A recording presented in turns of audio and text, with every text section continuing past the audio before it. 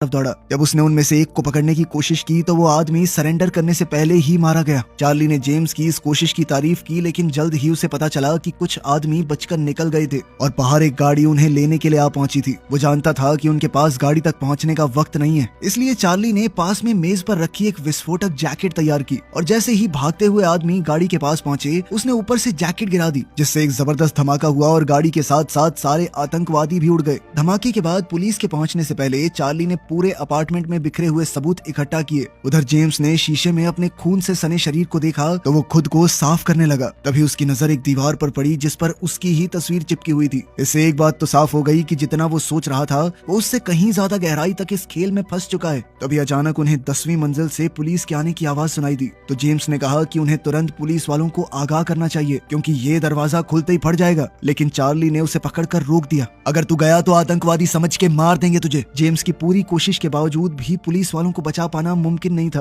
क्योंकि दरवाजा अचानक फट गया और उस विस्फोट में सबकी मौत हो गई। इसके बाद चार्ली और जेम्स बिल्डिंग से भाग निकले और एक पुलिस कार पर कब्जा कर लिया। फिर गाड़ी में जेम्स ने कहा कि इतने सारे सबूत और उंगलियों के निशान पीछे छूट गए हैं, जल्द ही पुलिस हमारे तक पहुंच जाएगी। लेकिन चार्ली ने उसकी बात बीच में ही काट दी और अचानक से गाड़ी को पीछे मोड़कर उनकी पहली गेटअवे कार पर जोर से टक्कर मारी, जो चार्ली की पहले से की गई तैयारी की वजह से तुरंत धमाके के साथ फट गई। इसके बाद वो दोनों एक खास जगह पर पहुंचे जहां 2 CIA एजेंट पहले से उनका इंतजार कर रहे थे। चार्ली ने उस दिन जेम्स के काम की तारीफ की और इकट्ठा किए गए सबूत उनके हवाले करके बदले में एक भूरे कागज का बैग ले लिया। जेम्स को पहले तो लगा कि चार्ली उसे मिशन का कोई बहुत जरूरी हिस्सा सौंप रहा है, लेकिन जब उसने बैग खोला तो उसके अंदर 2 सैंडविचेस थे। जल्द ही जेम्स को कैरोलाइन का मैसेज मिला जिसने उसे डिनर के लिए बुलाया था। इस पर जेम्स ने चार्ली को भी अपने साथ चलने को कहा क्योंकि कैरोलाइन की दोस्त निकोल भी वहां पर आने वाली थी।